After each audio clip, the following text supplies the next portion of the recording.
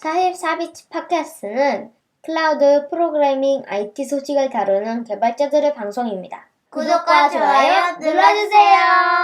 안녕하세요. 44비치 팟캐스트 148화 시작하겠습니다.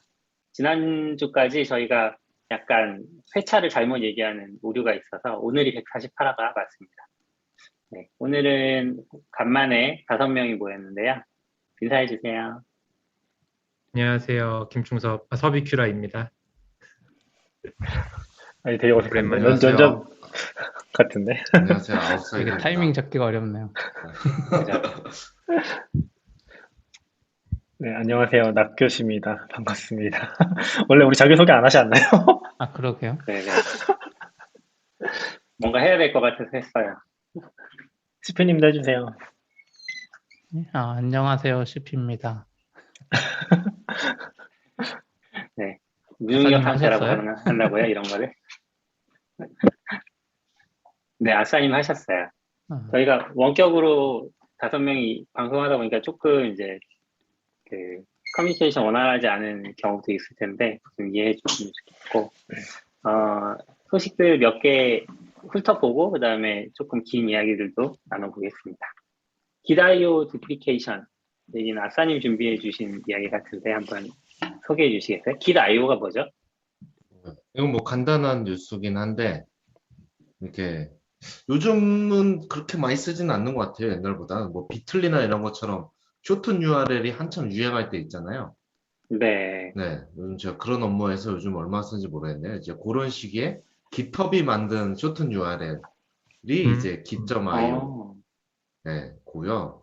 이것도 저도 알고는 있었는데 사실 거의 써본 적은 없긴 한데 이게 이걸 만드는 방법이 있었어요? 그럼 옛날에? 그래서 지금도 사이트 가면 거기 만드는 그게 있어요. 링크 넣으면 만들어주는 거잖아요. 리다이렉트. 네. 근데 이게 올 초인가? 그 리드 온리로 바꾸고 이번에 4월 말로 29일인가? 부로 종료합니다. 라고 이렇게 아무도 신경 안 쓰고 있었던 것 같아요. 라고 했더니 이제 갑자기 좀 난리가 난 것 같아요. 야, 이거 내리면 어떻게 해? 갑자기 이러고. 저도 그 내린다는 걸 보고 그치 이런 거 있었지? 라고 하고 넘어갔는데 제가 하는 오픈소스에도 바로 PR이 올라오더라고요. 그거 그 주석이나 이런 문서에 git.io 있는 거 바꿔치기 하는 PR이 올라오고 막 여기 딴 프로젝트에도 이제 그 오타 찾기 같은 거죠. 이제 그래서 했는데 그러고 나서 다시 들어가 보니까 클레임이 많이 들어와서 안 내리고 그냥 리드 온리로 계속 유지할게요. 막 해서. 근데 개발자들이랑 문서랑 뭐 리서치 문서 같은 거에 꽤 많이 쓰여 있는 것 같아요, 이미. 근데 갑자기 이렇게 내리면 어떡하냐라고 한 것 같아서 그냥 유지하기로 했다고 하더라고요. 새로 만들 수는 없고 기존 거만 유지를 하게 됐습니다. 예전에 구글도 go.gl 쇼튼 URL 있었는데 없앨 때 좀 말이 있었잖아요. 저는 쇼튼 별로 좋아하진 않는 것 같아요. 그쵸. 아무래도 원래 링크에 담겨 있는 그 URL에도 의미가 느껴지니까 URL을 읽어서도 의미가 느껴지니까 그렇긴 한데 그렇군요. 이런 URL 바뀌는 이슈가 진짜 애매한 것 같아요. 저는 옛날에 그 블로그에 댓글을 페이스북 댓글 썼었는데 그 페이스북 댓글의 식별자가 URL이었거든요. 근데 이제 제가 HTTPS를 적용 안 해가지고 뭐 HTTP로 이렇게 쓰고 있다가 SSL 적용하니까 막 댓글이 다 날아가고 그거 있었죠. 뭔가 이거가 유지를 뭔가 한다는 게 되게 애매할 때가 많더라고요. 뭐 같은 이슈는 아닌데. 겪었었는데 페이스북 잘못 아닌가요? 사실 HTTPS랑 HTTP 유지하는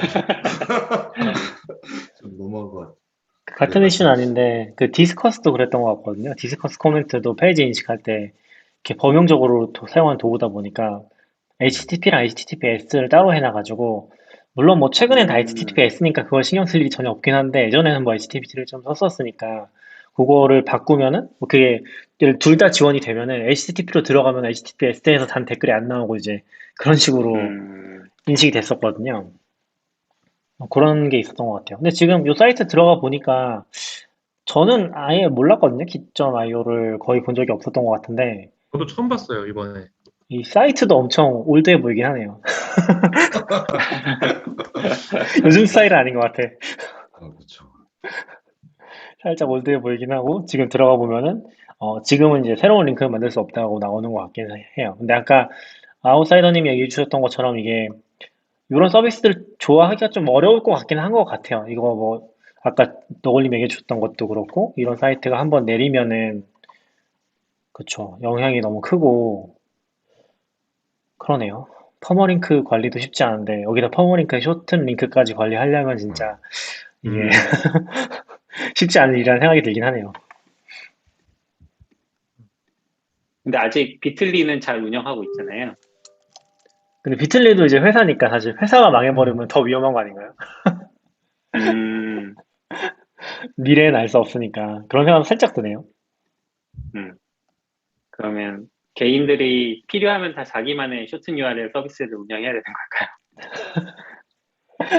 필요한 경우가 저는 있긴 하잖아요. 저는 그게 더 위험한 것 같아요. 쇼튼 URL은 그냥 비틀리 쓰는 게 맞지 않나? 그걸로 돈을 버는 회사니까. 개인들이 운영하다 보면 아마 똑같이 언젠가 내리고 싶어지는 시점이 올 거예요. 내 서버비 아깝거나 맞아, 더 이상 맞아. 관리가 안 돼서. 음, 그럼 그동안 있던 URL 다 날아가는 거잖아요. 인터넷 여기저기 박혀 있을 텐데. 그래서 그쵸. 저는 결국 쇼튼 URL 안 쓰는 게 맞다고 봐요.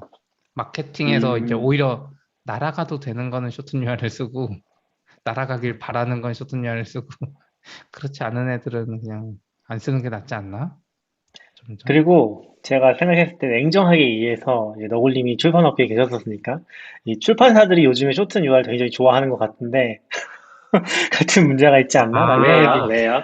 그 밑에 짧아 주석 같은 거 그쵸, 말씀하시는 그쵸. 거예요? 책에서 주소를 길게 쓰기 힘드니까 이제 이런 쇼튼 URL로 오레일리에서도 그런 거 많이 했던 것 같긴 하거든요.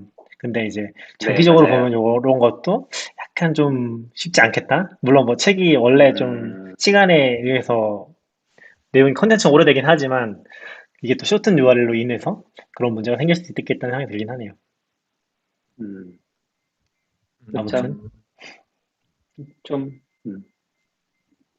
네. 아무튼 이것도 잘 유지되면 좋겠네요. 뭐 장기적으로 음, 굳이 없앨 필요 요즘은 없으니까. 비드윈이라고. 네, 쇼튼을 쓸 일이 없지 않나 싶긴 한 것 같아요.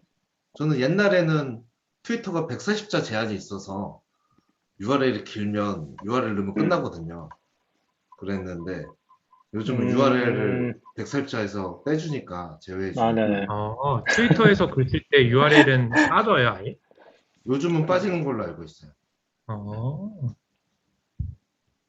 그게 저도 그게 완전 빠지는지는 모르겠는데 옛날에 어땠는지 모르겠고 제가 기억하기로는 좀 짧게 들어가거든요. 모든 링크가 길이에 상관없이 예를 들면 10글자 이런 식으로 들어갔었는데 최근에는 모르겠네요. 예전에는 그랬던 것 같아요. 음, 네. 네, 그 다음 소식으로 넘어가 볼게요. AWS에서 이제 컨테이너를 스케일링하는 기술에 대해서 다룬 글이 하나가 있는데, 이것도 아마 아싸님이 준비해 주신 것 같은데요. 네. 네. 근데 사실 저도 글이 너무 길어가지고 그냥 쭉쭉 좀 훑어봤는데 여기 글 뒤에 읽는 시간 45분 정도 걸린다고 써있거든요. 처음 봤어요. 와, 이런 리딩 타임이 45분이나 되는 거 진짜 흔치 않은데. 그러니까 이게 뭐 책도 아니고. 네.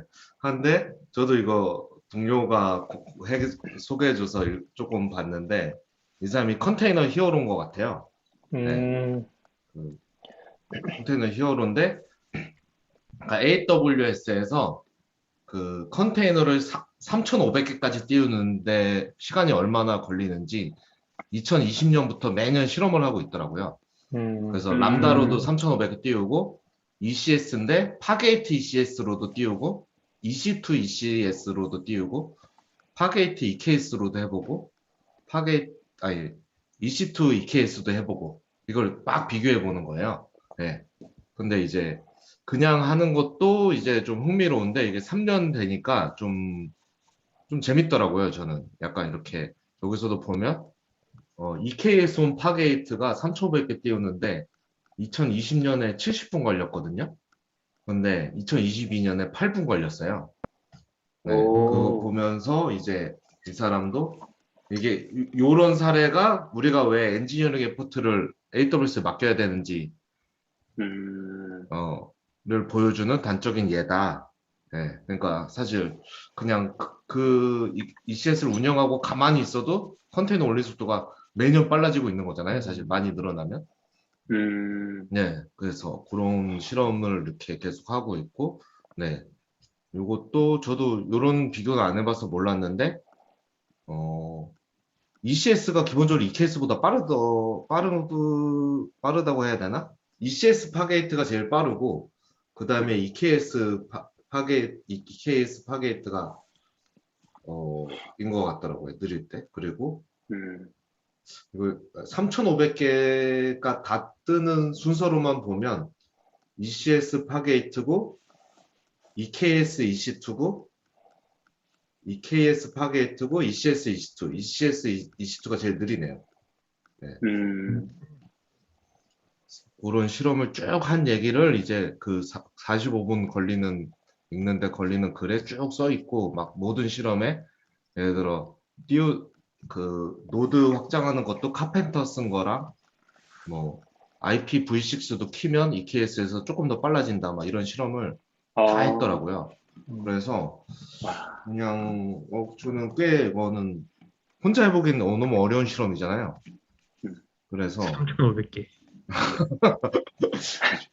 그래가지고 이걸 놔두고 조금씩 필요할 때마다 참고해보면 도움이 될 꽤 의미 있는 글인 것 같아서. 네. 왜 3,500개인지도 이유가 있나요? 그것까지는 잘 모르겠는데요. 리밋에 왜 걸린 거 3,500 아닐까요? 개인지. 저도 이거 보면서 그 생각 들었거든요. 저희도 예전에 EKS인가 ECS인가 막 많이 올리다가 리밋 걸려가지고 막 그랬을 것 같은데 리밋 아닐까요? 또 궁금한 게 람다도 테스트 한 거 보면 람다를 컨테이너로 띄울 수 있으니까 그걸로 테스트를 한 거겠죠? 그런 것 같아요. 저 사실 근데 람다의 컨테이너 한 번도 안 해봐서. 네, 저도 한 번도 안 해봤는데 그래프로 보니까 뭐야 0.5분 만에 3,500개가 다 떠가지고 뭔가 라이트한 거는 람다로 컨테이너 띄우는 게 제일 좋나 싶은 생각이 갑자기 들긴 했었어요. 근데 재밌는 건 그 중간에 3,000개쯤에서 한번 뭔가 스로틀링이 있는 것 같은데? 그런 것 같아요. 살짝. 재밌네요. 그리고 여기 카펜터 얘기가 나와서 카펜터가 나온 지 얼마 안 된 걸로 알고 있는데 네. 그 카펜터 나오기 전에는 클러스터 오토스케일러 주로 이제 썼었고 그걸로 이제 EKS 내부에서 자동으로 오토스케일링 해주는 용도로 쓰다가 카펜터가 더 그거를 최적화해서 빨리 띄워준다라고 홍보를 했었었는데 그래프 보니까 조금 빠르긴 한 것 같은데 그렇다고 엄청 또 빠른 것 같진 않아서 요거 혹시 쓰시나요, 카펜터? 저희는 안 쓰고 있는 것 같아요. 카펜터가 지금 비교한 거 보면 클러스터 오토스케일러랑 비슷한 역할 해주는 도구인 거죠? 네, 역할 네. 자체는 동일한 걸로 알고 있는데 그 방식 자체가 카펜터는 뭔가 좀 예약을 미리 해둔다라는 느낌으로 그때 읽었던 것 같아요.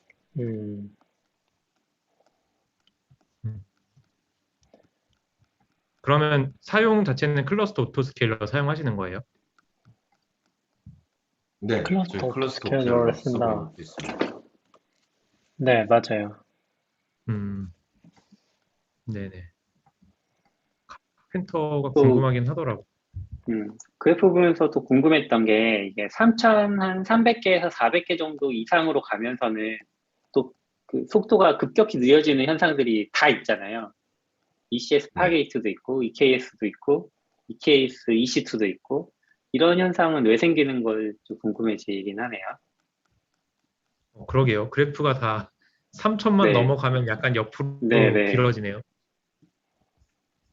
그냥 끝에 누군가- 다다라서 이제 속도 조절하는 거 아닐까요? 브레이크 밟듯이 이렇게 한 번에 안 밟으려고. 아니면 AWS의 어떤 한계나 리밋 같은 게 좀 있는 게 아닐까요? 한계는 아닐 것 같은데요. 그럼 6,000개는 못 띄운단 말이잖아요. 저렇게 되면. 그러니까 그러니까 기술적 제약이라기보다 일부러 약간 걸어 놓았을 수도 있지 않을까요? 저도 왠지 CP님이랑 비슷한 의견인 것 같은데, 어차피 최대치를 시스템이 알고 있으니까 중간에는 그냥 쭉쭉 늘리면 되잖아요.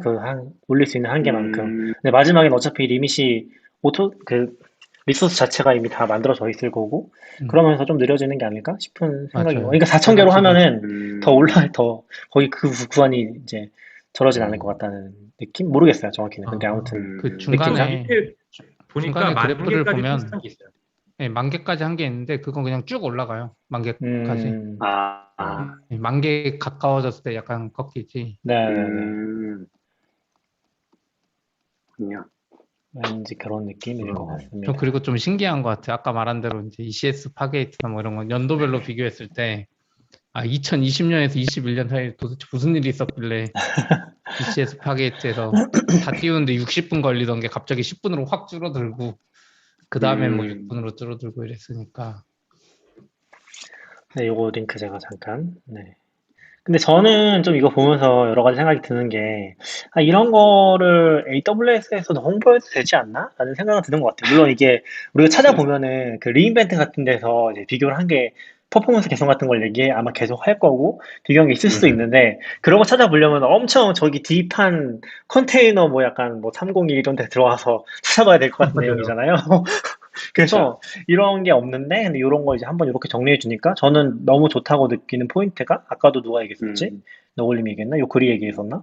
그 AWS를 이래서 써야 된다라는 그 포인트가 굉장히 중요하다고 생각하거든요. 왜냐면은 이게 저는 비슷하게 느끼는 포인트가 저희도 이제 쿠버네티스 쓰고 인프라 쪽에서 아무래도 쿠버네티스 쪽에 대한 어떤 신뢰나 그 방향성이 너무 완강하잖아요, 지금. 그러다 보니까 솔루션이 다양하게 있는데 요런 쿠버네티스 생태계 안에서 풀려고 하는 그런 것도 굉장히 강하거든요. 근데 저는 거꾸로 AWS에서 서비스 제공해주는 거 몇 개 쓰면 되게 쉽게 풀 수 있는데 더 어렵게 간다고 느끼도 가끔씩 있긴 하거든요. 물론 상황마다 케이스 바이 케이스가 너무 다르긴 하고 또 우리가 현실적으로 우리가 기술 선택이 굉장히 중요하다고 말하지만 대부분의 경우 기술을 동등한 수준으로 리서치하고 선택할 만한 여유가 없잖아요. 그러다 보니까 이렇게 하고 싶은 대로 하는 경우가 많은데 이런 마인드를 좀 더 가지고서 움직여도 좋지 않을까? AWS 믿음이 있다면은 그런 생각 살짝 드는 것 같기는 한 것 같아요. 그리고 딴 얘기긴 한데 요거 글이 너무 좋은 게 쭉쭉 내리면서 이미지만 봐도 네, 재밌어서 좋네요. 너무 잘 쓴 글인 것 같아요. 맞아요. 모든 그래프가 흥미진진해. 그렇죠. 뭔가 알 것 같아. 정확한 내용은 모르겠지만 대충 봐도 요거 비교한 그리고 거구나. 또 하나 궁금한 게 이 그래프 그리는 툴이 뭔지 되게 궁금해요. 이게 보시면은 마치 손으로 그린 것 같은 건데 제가 볼 때 이거 손으로 안 했을 것 같고 뭔가 이렇게 툴을 쓴 것 같은데 되게 자연스럽게 이쁘게 네. 손글씨처럼 그린 것 같아서 한번 댓글로 댓글이 없나요? 이거랑 같은 건 아닌데, 옛날에 그런 게 있었거든요? 이거 잠깐 제가 링크 저기다 했나? 유튜브에다가? 일단 제가 이쪽 네, 채팅에다가, 올리셨어요. 거기다 올려야겠다. 유튜브에 한번 올려볼게요. 이거 옛날에 제가 봤던 것 중에, 제가 한참 시각화, 우리 같이 많이 얘기했었잖아요. 그래서, 네. 그 차트점 XKCD라는 거 누가 만들었던 게 있거든요. XKCD가 약간, 손그림처럼 그래프 그리는 거, 웹툰이니까? 그런 거 많이 했었잖아요. 그거를 이제 그래프로 만들 수 있도록 해주는 그런 라이브러리를 누가 만들었던 게 있거든요. 그러네. 완전 옛날 약간 거긴 비슷하네요. 한데, 네. 그리고 라이브러리를 만들었어요, 실제로. 그리고 디스트레스도 어이구. 비슷한 거 시도했던 것들이 있는 걸로 알고 있긴 해요. 이거 너무 좋네요. 이게 나중에 한번 써주세요. 그래프가 색약이나 생명분들도 이해할 수 있는 그런 그래프로 그리셨네요. 신경을 많이 쓰셨네요. 그래요? 네, 선 스타일만 보면 선이 구분이 다 되잖아요. 그렇네. 색깔만 여기도- 다른 게 아니라 선 모양도 네, 다르게 네. 나왔네. 되게 좋은 거였군요. 그러네. 굳이 사실 색만 다르게 해도 되는데 그쵸. 그 선 간격까지 이렇게 신경을 썼네요. 이게 약간 뭔가 퇴화하는 것 같아. 더 반듯하게 차트 그릴 수 있게 컴퓨터가 만들어놨더니 이제 꼬불꼬불하게. 인간적인 코믹 센스 같은 느낌 있잖아요. 네. 그쵸, 그쵸. 핸드 드론 스타일이라고 써놓으셨네. 네. 네. 아마 그거 핸드 드론 스타일이나 뭐 D3도 검색하시면은 또 다른 음, 프로젝트들도 찾을 수 있을 것 같아요. 그런 걸 썼을 수도 있고 음, 아니면 뭐 직접 만드셨을 수도 있고 그러겠죠. 그렇겠죠. 네. 근데 재미있는 글을 봤네요. 저는 약간 요약본만 요즘 보고 있었는데, 음. 글을 자세히 보니까 좀 더 볼 수 있는 내용이 많아져서 좋은 것 같아요. 음. 다음 소식으로 넘어가도 될까요? 네네. 네네.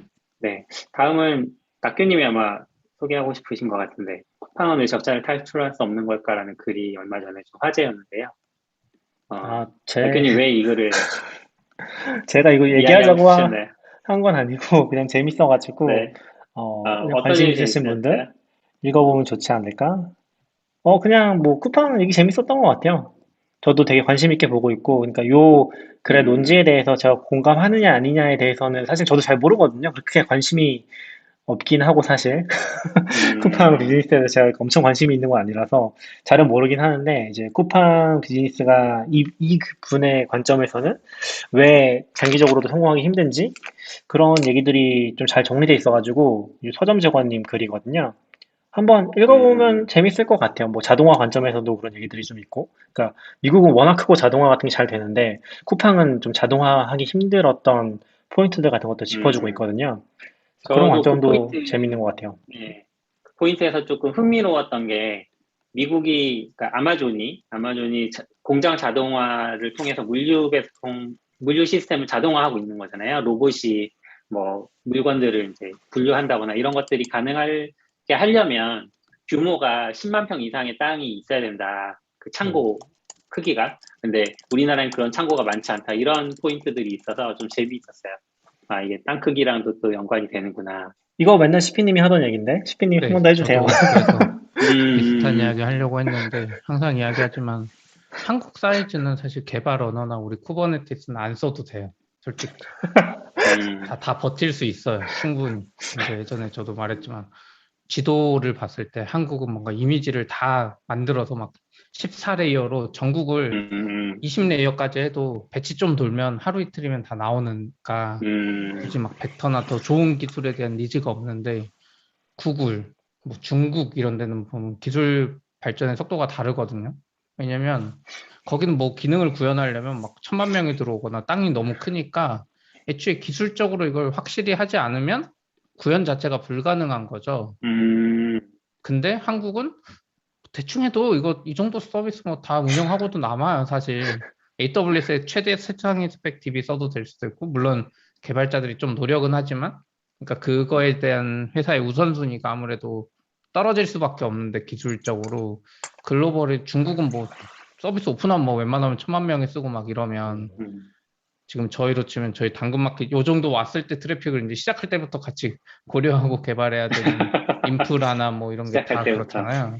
음, 그래서 확실히 그 큰 나라, 큰 시장에서는 그런 기술들도 발전하고 음, 이런 것도 마찬가지인 것 같아요. 물류센터 이런 것도 쿠팡 입장에서도 마찬가지일 거예요. 쿠팡맨 좀 쓰면 이거 전국 커버가 되는데 이거 굳이 음, 로봇으로 해서 심지어 이제 로봇으로 자동화를 하더라도 이거 투자 대비 이득이 적을 수도 있죠. 사람이 더 쌀 수도 있어요, 심지어. 이게 좀 딜레마인 것 같아요. 이 작은 나라에. 어떻게 보면 테스트 베드로서는 음, 좋지만 네, 아마존 이런 데도 한국 계속 진출 안 하는 이유가 뭐 그런 이야기 들잖아요. 여기 진출해봤자 얼마 벌지도 못한다. 좀 그런 건 좀 그러면, 아쉽더라고요. 시피님, 이 글에서는 사실 그런 자동화를 못하기 때문에 적자를 못 벗어날 거다, 이런 음, 얘기들도 하잖아요. 네네. 그러니까 근데 자동화 시피님 우선순위가 말씀은 떨어지는 거죠, 어떻게 보면. 오히려 자동화보다 사람이 더 쌀 거다, 이런 얘기도 하시는 거고, 시피님은. 그거는 아닌데, 이제 자동화 했을 때 얻는 이 가치가 미국은 어마어마하고 중국이랑 한국은 이게 음, 약간 더 낮으니까 아마 음, 우선순위 결정할 때 항상 힘들 거예요. 이게 눈앞에 보일 것 같거든요. 사람이 해도 음, 보이고 기술로 해도 보이는데 중국이나 미국은 사람이 한다는 생각 자체를 애초에 안 할 것 같아요. 음, 이 자동화로 안 하면 절대 안 된다 뭐 이런 생각을 할 수도 있죠. 왜냐면 미국은 그때 충섭님도 말했지만 텍사스 안에서 차 타는데 8시간 걸리는데 한국은 부산 뭐 4시간이면 가는데 이게 특히 새벽에 가면 고속도로도 잘 돼 있고 근데 한국에선 드론으로 배송해서 얻는 이점보다 그런 것들이죠. 그러니까 그래? 그게 이제 쿠팡이 못해서가 아니라 아마 그런 우선순위 결정에 계속 밀릴 수도 있지 않을까? 그래서 얘기하고 있는 것도 거의 비슷한 포인트라고 생각은 결은 같다고 저는 생각을 하거든요. 그러니까 여기서도 이제 보면은 자동화를 포기했기 때문에 약간 물류센터 확보를 빨리 할 수 있었고 물류센터 비용도 굉장히 줄여서 빠르게 오긴 했는데 대신에 이제 뭔가 이 다음 단계에 갔을 때 가치를 좀 가져가지 못한, 그러니까 비용을 줄여야 되는데 그런 것들을 못하고 있다는 얘기를 하더라고요. 훨씬 더 큰 땅을 찾고 자동화를 해야지 그런 비용이 줄어서 결과적으로는 지금 적자나는 구조잖아요. 아직까지도 그걸 그쵸. 벗어날 수 있는데 못 벗어나고 있다라는, 그리고 아마 벗어나기 힘들 거다 이 분의 결론은 그런 얘기를 하고 있어서 좀 재밌었고, 그리고 지금 쿠팡 주가가 실제로 엄청 많이 떨어졌거든요. 쿠팡 주가가 맞아요. 아마 거의 $50 부분에서 아, 시작했었는데 제가 네네. 이게 지금 피해자는 $15 정도에 제 쿠팡 주식 마이너스 61.3%예요. 아, 여기 피해자가 계셨네요. 대신 저는 항상 하듯이 한 주만 사기 한 주, 때문에 한 주만. 피해는 적지만 저는 마이너스 60% 처음 봤어요. 진짜 많이 떨어졌죠. 그리고 뭐 어디지? MIT인가에서도 굉장히 많이 투자했다가 손실 많이 봤다고. 네. 뭐 실제로 미국에서 좀 잘 하신다는 분들이나 뭐 그런 펀드에서 투자 많이 했어서 가지고 초반에 뭐 100조까지 갔었잖아요. 그러다 보니까 되게 화제가 또 많이 되는 것 같아요. 근데 뭐 요즘에 뭐 분위기도 좀 안 좋고 하니까 전체적으로 그런 것 같긴 한데 확실히 저는 좀 여러 가지 생각 드는 것 같아요. 이게 어떻게 될지. 저는 사실 비즈니스 쪽까지는 관심이 크게 많지 않아서 깊게 보진 않았는데, 그러니까 약간 이렇게 주가가 떨어지고 영업 적자가 계속 나고 그럼 요 다음 단계에서 이제 쿠팡이 어떻게 될까라는 거는 좀 관심이 가긴 하는 것 같아요. 쿠팡이 편하긴 한데 진짜. 저도 너무 잘 쓰고 있어요. 사실 이번에 또 비용 올렸잖아요. 그 2,990원에서 4,990원인가로? 맞아요. 그것도 뭔가 말이 많던데요. 그것도 근데 뭐지? 전 올랐지만 어떻게 할 수 없어. 아마존이랑 비슷하죠. 그쵸. 쿠팡 플레이로 이미 손흥민 축구도 보고 있고 SNL도 보고 있고 막 배송하고 있으니까 이게 안 근데 되더라고요. 이게 선택권이 없어요, 저한테. 저도 좀 벗어나기 힘들다고 느끼는 포인트가, 저도 컬리도 그랬었고 요즘에 또 이사하면서 조금 이제 배송 환경 같은 게 좀 편해져가지고 그런 비슷한 서비스를 여러 개 써보고 있거든요. 근데 그런 것들을 벗어나기 힘든 게 아직까지는 메리트가 너무 큰 것 같아요. 그러니까 내가 손해를 보면 장사를 하고 있는 거잖아요, 사실. 그러다 그쵸, 보니까 나는 편해, 사실. 컬리도 너무 좋고 쿠팡도 너무 좋고 5천 원 내도 편한 거죠, 사실. 삶의 질이 확 차이가 나니까. 그것도 그러다 보니까. 편해요. 이거 옷 세탁해주는 서비스도. 저 그거 오늘 처음 써보려고 아. 지금 런드리고 신청해서 밖에 내놓고 왔어요, 약간. 그래. 저는 아직까지 그 니즈는 없는데. 제 겨울에 패딩 입었던 거 아내가 보낸다고 해가지고 그거 한번 처음으로 이제 시도해 보려고, 다행히 서비스 지역이어서 시도해보고 있습니다. 서비쿠라님은 뭐 어떤 거 하실 때 많이 쓰셨어요? 런드리고, 뭐 세탁소공대 런드리고 이런 것들? 저는 안 쓰고 제 주위에 그걸 엄청 열심히 쓰시는 분이 계셔가지고. 근데 얘기 들어보니까 편하긴 하더라고요. 다 또 개서 이렇게 오고 하니까. 그냥 일반 빨래도 맞아요. 네. 저는 그래서 순간 놀랐는데 충섭님이 쓸 리가 없는데 왜요? 왜냐면 애 키우는 집은 그거 쓰면 불가능하니까. 그건 좋아 보이더라고요. 수선이 되니까 그런 거 조금 찾기도 애매하고 애매할 때들이 있잖아요. 그게 수선 서비스가 되니까 그런 건 나중에 필요하면 써보지 않을까 싶긴 했어요. 저는 이번에 겨울옷 여기 보내는 걸로 한번 써보고. 브런치의 이커머스 규모가 진짜 중국, 미국이 너무 넘사벽으로 크긴 하네요.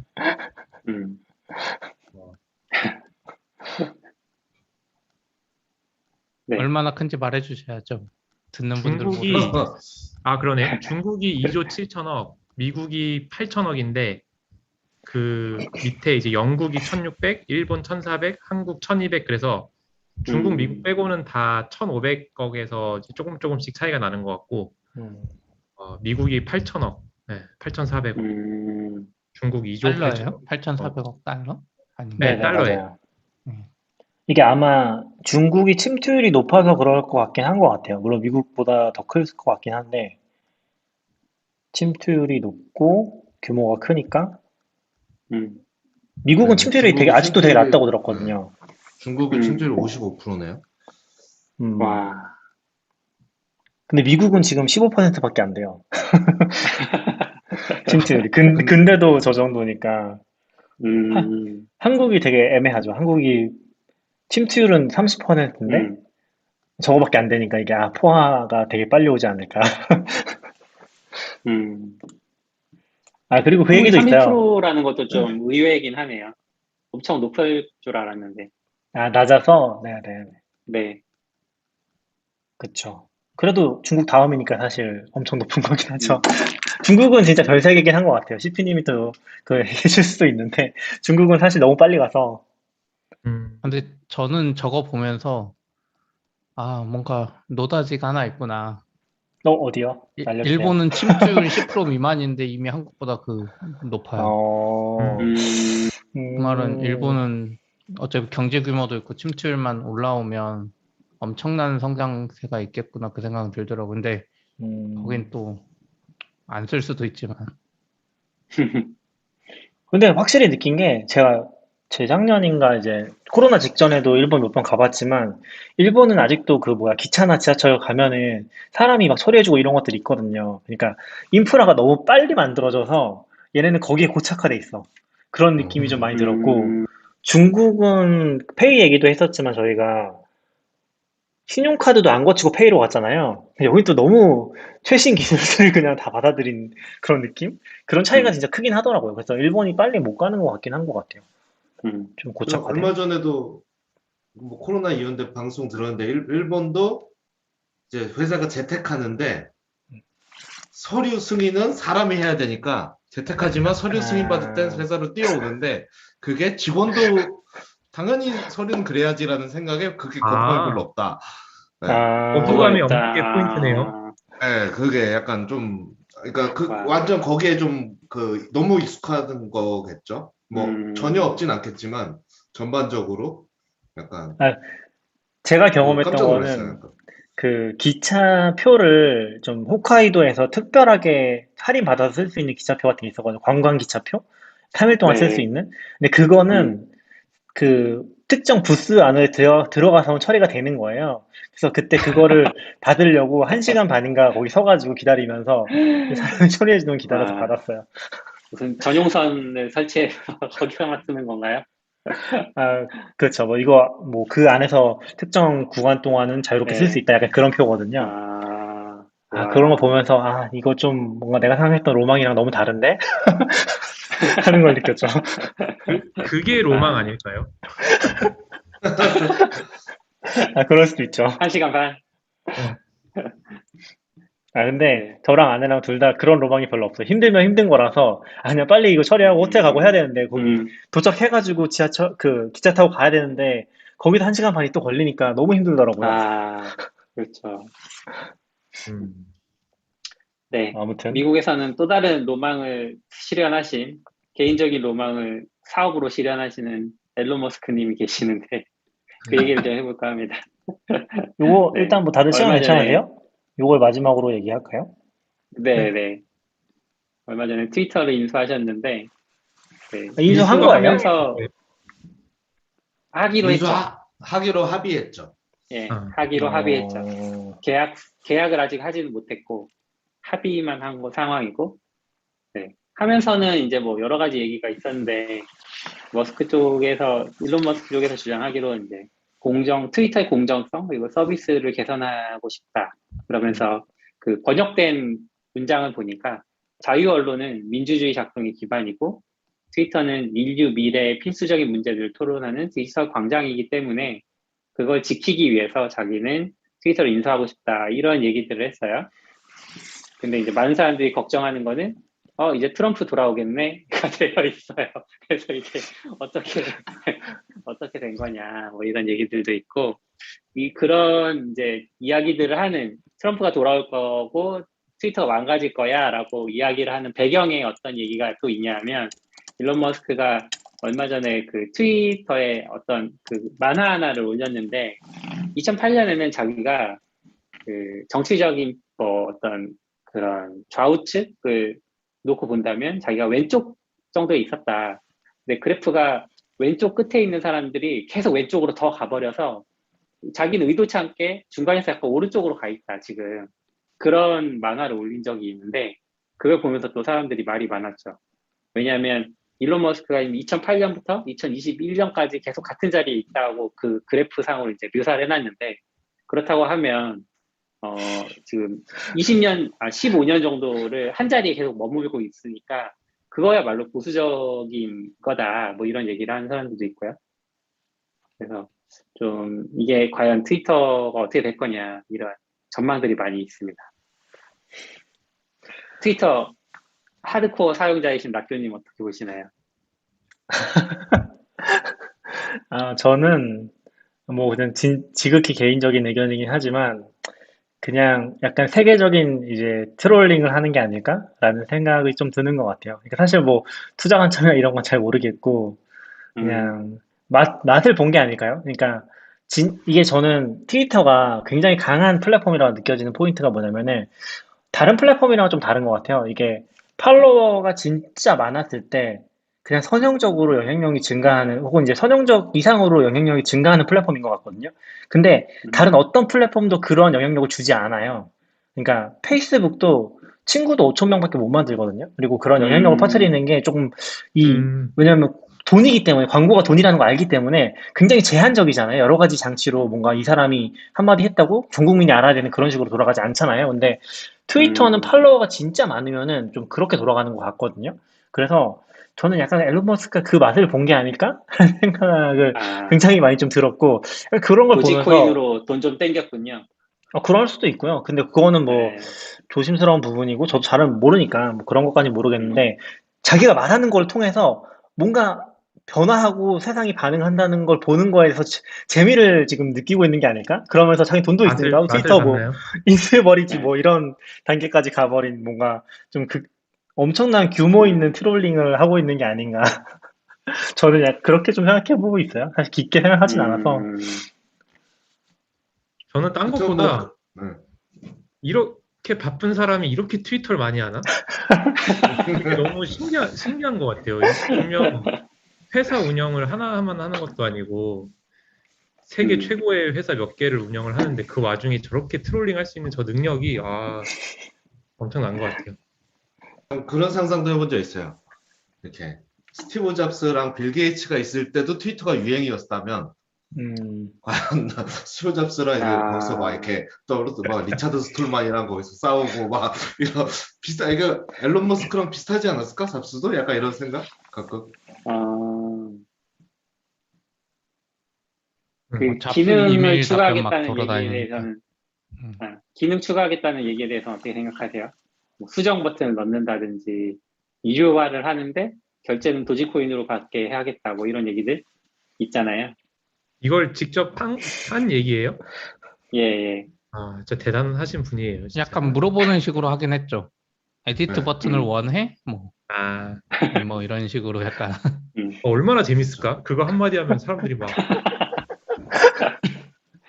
근데 저는 이거 인수하는 거 생각하면서 좀 여러 가지 생각이 들었는데 그 중에 하나가 50 몇 조 원이었잖아요. 이거 인수 금액이. 네, 54조에서 55조 정도 보더라고요. 그러면서 확실히 앨런 머스크나 미국 애들 좀 다르다. 사실 그냥 한국이었으면 내가 10조 들여서 트위터 만들지 왜 50조 원이나 들여서 이거를 인수해 이렇게 생각할 수도 있는데 앨런 머스크조차도 그러네요. 사실 앨런 머스크 나가면 그 팔로우 다 올 수도 있잖아요. 날마다 기사거리 되는데 근데 그거를 50조 원으로 만들 수 있지 않을까? 50조 원으로 뭐 만드는 결정이 아니라 이걸 했다는 건 결국 이 트위터만이 가진 뭔가의 정체성이 있다고 인정하는 것 같고 그걸 다시 만들 수 없다? 그러네요. 그런 생각이 조금 들었어요. 그리고 좀 좋게 보는 시각 보면 앨런 머스크가 그것 때문에 돈을 많이 끌어들였더라고요. 그러니까 자기는 돈 거의 안 쓰고 막 다 빌려서 하지 않고 거의 한 50%인가 60% 이상이 다 자기 그걸로 해가지고 충당을 뭐 테슬라 팔고 막 이래가지고 해서 뭐 그런 거 보면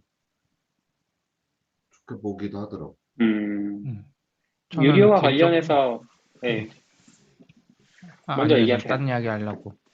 유료화 관련해서 오늘 트위터 올린 거를 보면, 이제 일반 유저한테는 계속 무료로 갈 거다, 이런 얘기들을 했고, 그다음에 상업 계정이랑, 그다음에 정부 계정, 이런 것들에 대해서는 약간 비용을 갖겠다, 이런 얘기도 해놨고요.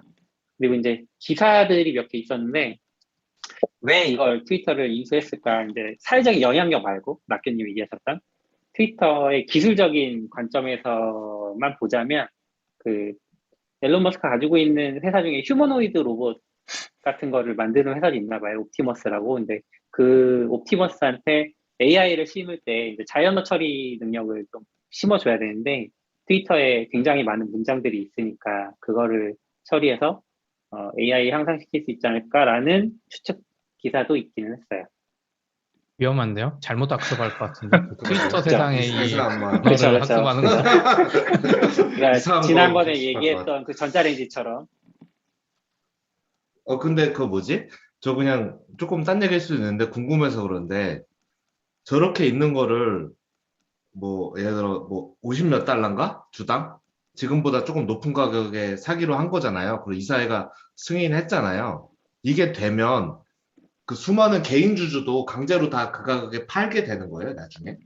그게 뭔가 조건이 있어서 한국에서도 있는데 90 몇 퍼센트가 하면 나머지 사람들 그냥 강제로 팔아야 되고 강제로. 그리고 안 팔면은 뭐 어느 시간 정할 때까지 전체 몇 퍼센트 이상 팔면 나머지도 결정을 해야 돼도 팔던지 가지고 있던지 뭐 있던데 한국에도 그런 게 있더라고요. 그러니까 선택권이 많이 없어요. 그러니까 앨런 머스크가 일정 지분 이상 확보해버리면 나머지 주주들은 그 전에 빨리 싸게 팔거나 아니면 여기 넘겨야 되거나 뭐 그런 것 같더라고요. 그리고 제가 느끼기에, 개인도 그 가격에는 팔 수 있는 거 아니에요? 아닌가? 맞아요, 낮게 맞아요. 팔 수도 있죠. 그 가격에 보통 산다고 할걸요? 산다고 공고를 내거나 이제 공개 매수하거나 그런 과정들이 있을 거고. 근데 그건 뭐, 절차적인 문제는 뭐, 아까 시피님 얘기한 것처럼 법이나 그런 게 달라서 저도 자세히는 모르고. 근데 저는 일단 제가 보면서 모르겠네요. 트위터에 대한 생각을 더 노골적으로 얘기해 보면은, 앨런 머스크는 모르겠고, 트위터는 너무 못했던 것 같다, 장사를.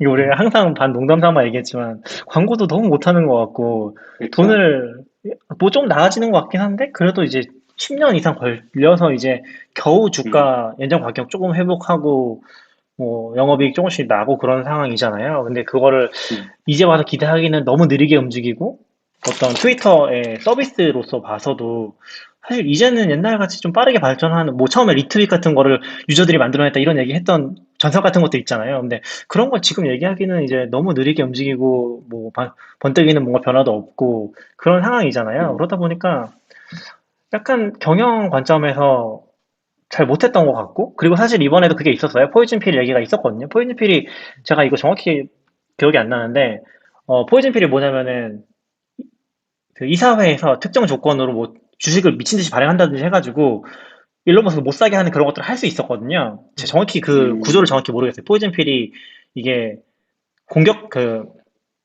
악의적이라고 해야 되나? 악의적으로 이런 회사를 인수하려고 할 때 그거를 막아주는 그런 장치를 심는 건데 다 다르거든요, 구조가. 그래서 트위터도 그게 있었는데 그거를 행사하지 않기로 했던 걸로 알고 있는데 처음에 막 행사한다 안 한다 그런 얘기가 많았거든요. 근데 결과적으로 행사 안 하는 게 본인들한테 이득이니까 안 한 거 아닐까 좀 싶긴 한 거죠.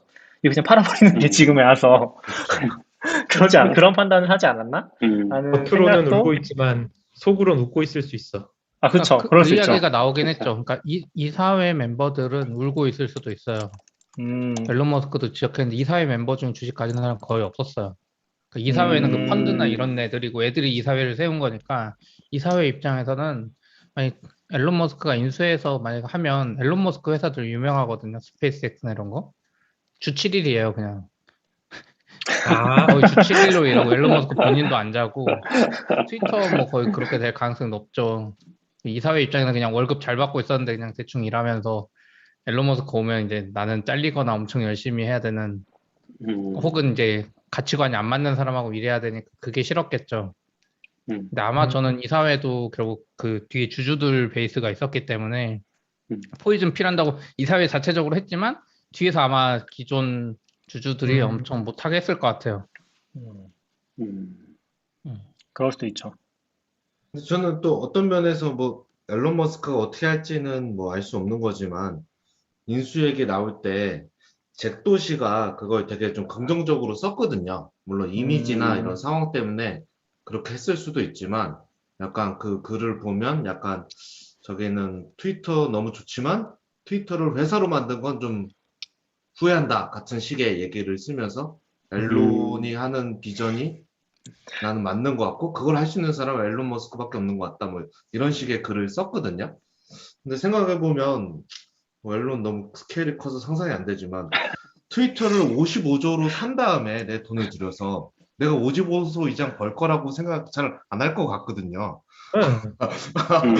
그러니까 약간은 돈을 벌 생각으로 사지 않은 게 아닌가? 라는 생각도 살짝은 좀 드는 것 같아요. 그러니까 약간 이제 그냥 내가 그냥 도지코인 팔아서 너희 월급 줄게. 너는 앞으로 그냥 플랫폼이나 만들어. 쓸데없는 하지도 못하는 광고할 생각 말고 막 이런 느낌이 아닐까? 같은 상상도 조금은 드는 것 같아요.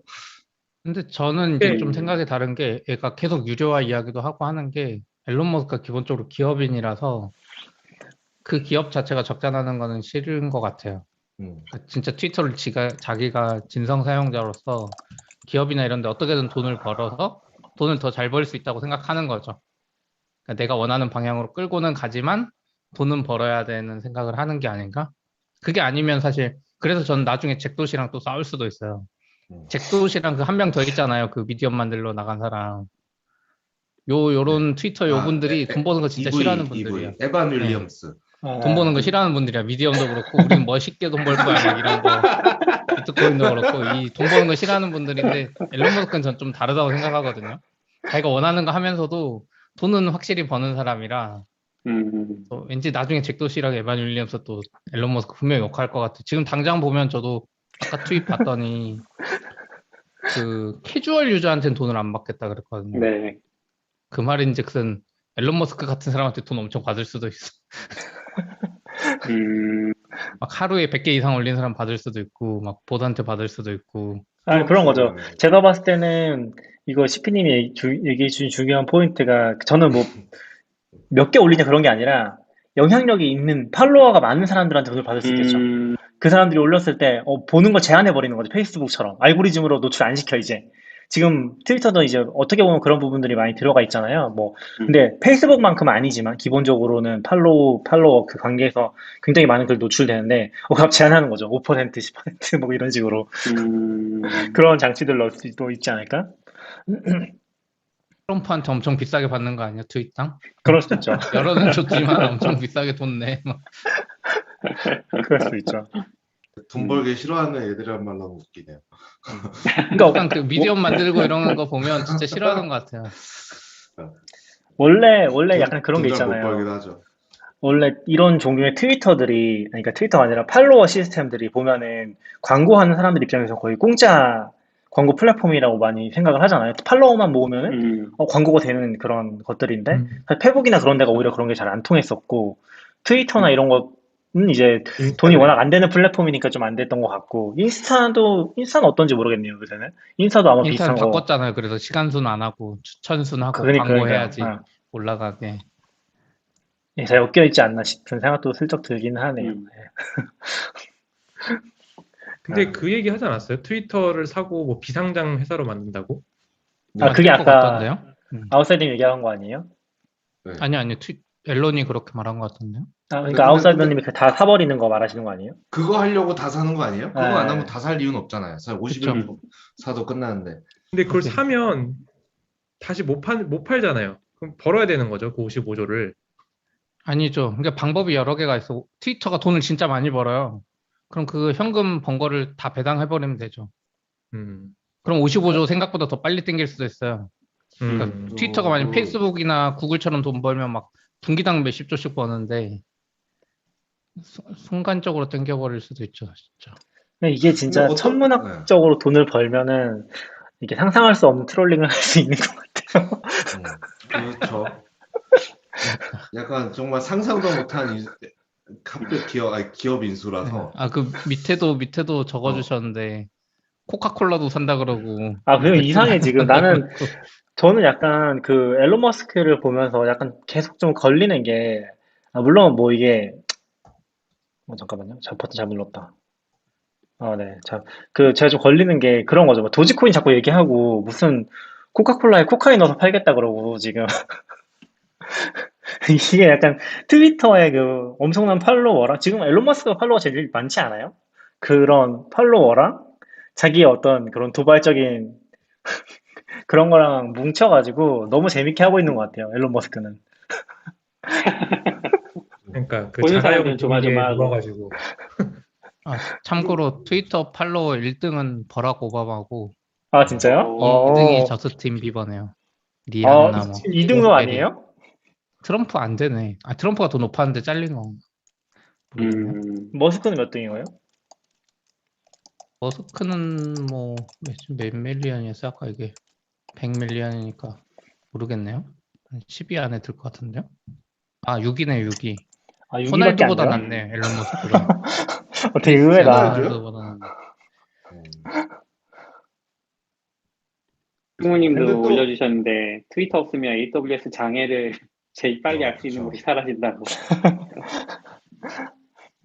근데 어떤 면에서 생각하면 앨런 머스크도 되게 큰 사업 많이 하지만 사실 돈 제대로 버는 회사 거의 없지 않나요? 그러니까 그 스케일이 완전 달라서 그렇지. 별로 그나마 테슬라만 좀 수익이 조금 뭐 ROI 넘어지 모르겠지만 나오고 나머지는 아직 다 그냥 돈 넣기만 하는 것 같은데. 맞아요. 테슬라도 거의 뭐 적자 겨우 벗어난 수준이긴 그쵸. 하죠.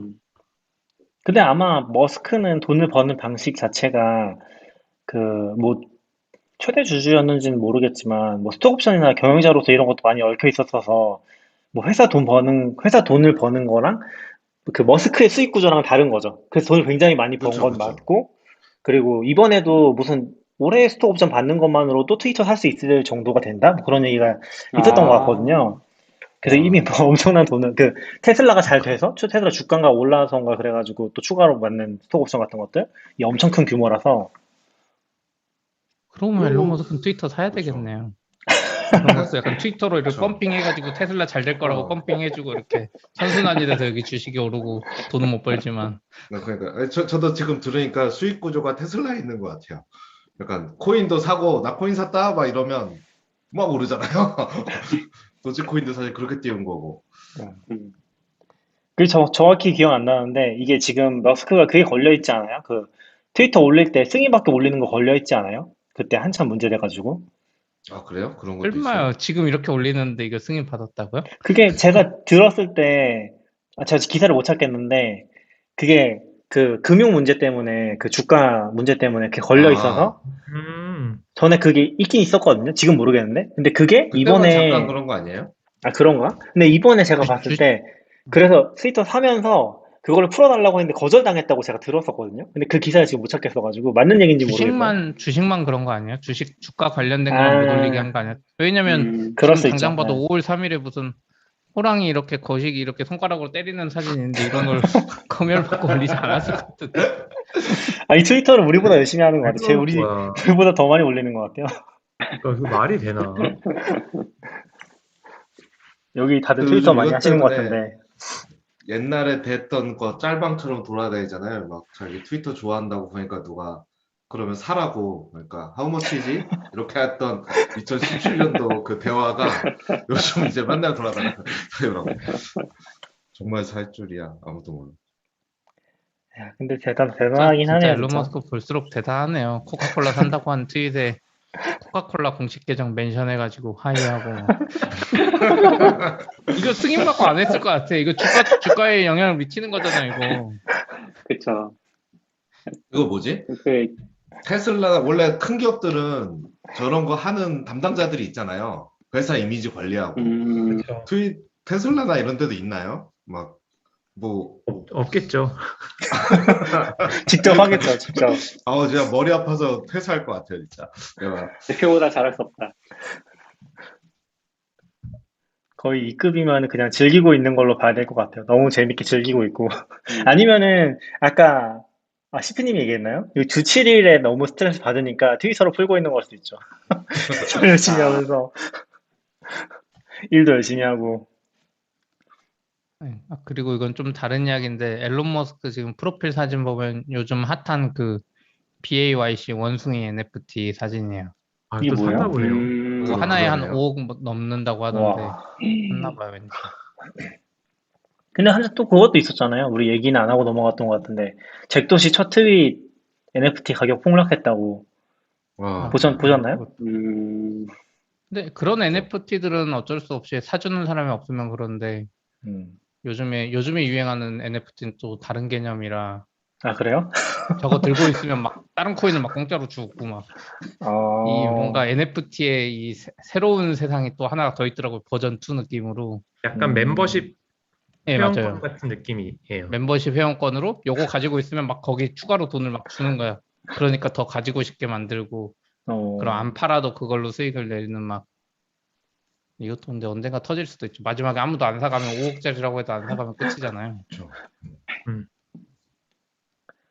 아, 진심인 것 같아. 그래서 잭도시가 좋아한 거 아니야? 잭도시가 그 전에 이미 트위터 블루에 이거 프로필 NFT 연동하는 거 만들어 놨더라고요. 혹시 그거 아세요? 트위터 프로필 중에 육각형 이렇게 나오는 게 있어요. 트위터 펌은 블루 본 한 적은 사람들은. 없어요. 그거는 내가 프로필 이미지를 올린 게 아니라 내가 이 NFT를 사서 여기 연동한 거라는 의미예요. 블루, 그 이미지를 내가 블루 기능에 있더라고요. 예, 그게. 그 육각형 이미지에 그거는 만약에 지금 앨런 머스크는 아닌데 만약에 육각형에 저 원숭이가 들어가 있다. 그럼 확실히 산 거예요. 이 사람 거야.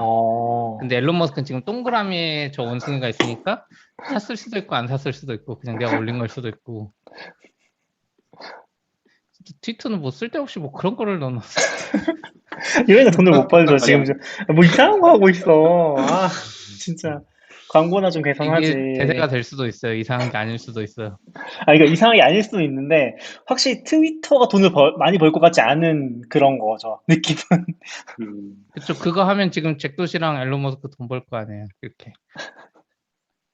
아, 모르겠다. 트위터 이상해. 재밌네. 사업적으로는 참 잘 못했던 것 같아요. 되게 좋은 회사였다고 생각하는데 한때는 엔지니어들의 약간 꿈과 희망의 그런 기업 아니었나요, 트위터? 지금도 그렇죠. 많이들 쓰시는 거 아니에요? 아, 어디 그러니까 약간 엔지니어적으로도 그렇고 그런 면에서 되게 잘하고 있고 문화적으로도 되게 좋다 이런 회사로 유명했었잖아요. 서비스도 너무 좋고 저는 사실 항상 페이스북보다는 좋았는데 음. 거기는 돈을 너무 잘 벌고 음. 저는 그때 알았어요. 사실 왜 페이스북이 더 인정받는지 몰랐거든요. 제가 보기엔 트위터가 서비스가 훨씬 좋은데 근데 네. 페북 광고를 한번 내가 해보고 알았어요. 아, 이게 얼마나 기가 막히게 만들어놨는지 내가 그러니까 광고를 보는 거 말고 내가 집행을 한번 해보고 와 진짜 이래서 페북이 더 잘 나가는구나. 아, 트위터가 너무 못하는 거죠. 트위터도 사실 10년의 시간이 있었잖아요. 생각해보면은. 그렇죠? 아, 근데 생각해보면, 성공한 걸 보고 만들었어도 이미 몇 번 만들었을 시간이 있죠. 맞아요. 그것도 잘은 그렇게 모르겠는데, 들으니까 네, 말씀하세요. 시피님 예전에 페이스북 광고 시스템 만들었던 사람이 쓴 책 있지 않았어요? 네, 카오스 네, 몽키라고 있죠. 있죠. 그 다음에 아, 카오스 몽키, 트위터에도 카오스 몽키. 있었던 것 같아요. 트위터 광고도. 약간 그런 알력 다툼이라고 해야 되나? 그런 거 누가 이 힘을 가져갔는지가 또 회사의 미래를 결정할 수 있지 않을까라는 생각도 그거는 들긴 하는 것 확실히 같아요. 있죠. 네. 에반 윌리엄스 잭도시가 있었으니까 광고를 하기 싫어하는 너무 근데 강력하다, 인스타그램 그 그 두 명. 노필터라는 최근에 나온 책에도 그 이야기 비슷하게 나와요. 인스타그램 창업자는 광고나 이런 거 진짜 하기 싫었는데 페이스북에 그런 저커버그나 이쪽에 반압력 때문에 어쩔 수 없이 했는데 그것 때문에 더 돈도 잘 벌고 그 사람 결국 나가긴 했죠. 나갔죠. 그러니까 그 방향성, 그러니까 인스타그램 그대로 있었으면 트위터 꼴로 났을 수도 있을 것 같아요. 돈 안 벌고. 인수 안 되고 그냥 따로 미디엄도 참 돈 했으면 못 벌죠. 미디엄은 사실 참 미디엄도 그러니까 아까 아웃사이더님이 페이북보다 트위터를 좋아한다는 관점에서 저도 미디엄을 너무 좋아했었지만 점점 이제 이게 한계가 있구나 저는 라는 걸 미디엄 많이 느끼게 해준 것 같아요. 지금도 구독해서 쓰고 있는데 참 못해요. 참 못해요. 정말. 참 미디엄 그러네요. 구독까지 하셨구나.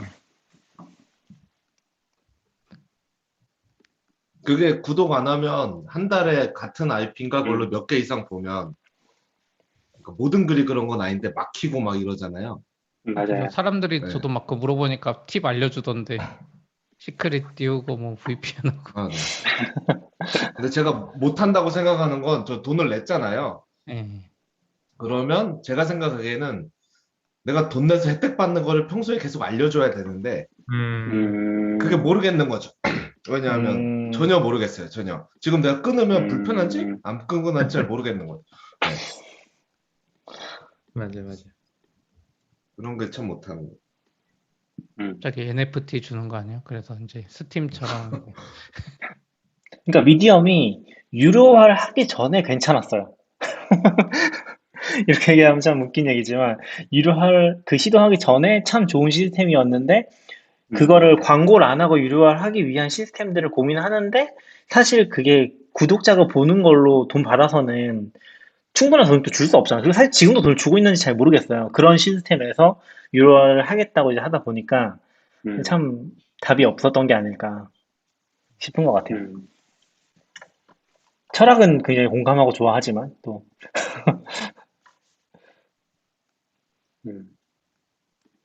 네, 미디엄 얘기까지 해봤습니다. 오늘은 여기까지 하려고 하는데 혹시 더 얘기하실 게 있으실까요? 괜찮습니다. 시간은 또 많이 된 것 같아서 네. 없으면 오늘 여기까지 간만에 저녁에 해봤네요. 네. 서비크라님도 네, 오늘 수고하셨습니다. 오랜만에 반가웠습니다. 또 너무 재밌었습니다. 트위터 네. 얘기로 또 시간 가는 다들 거 저녁은 드셨어요? 급하게 먹어야죠. 먹었어요. 이제 드셔야 돼. 저도 이제 먹으러 가려고요. 저녁 맛있게 드시고요. 네, 다들 수고하셨습니다. 수고하셨습니다. 들어주셔서 고맙습니다. 들어주셔서 감사합니다. 다음에 또 오겠습니다.